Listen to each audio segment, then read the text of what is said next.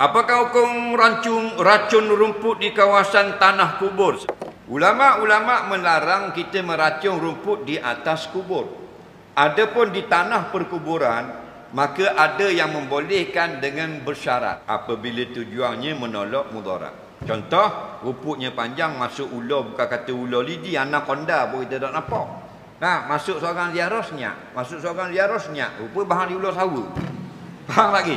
Jadi dia pun potong rumput, dia racun rumput, hukumnya harus. Ini fatwa mutaakhirin. Tapi bukan di atas kubur, tanah perkuburan. Faham lagi? Kubur lain, kubur yang ada tuang dalam tu kubur, tak leh tu. Tanah kubur yang baki, yang kosong tu, yang belum digunakan tu, yang menyebabkan ada binatang-binatang. Kerana kaedah kita ad-dararu yuzalu. Kemudaratan itu boleh dihilangkan.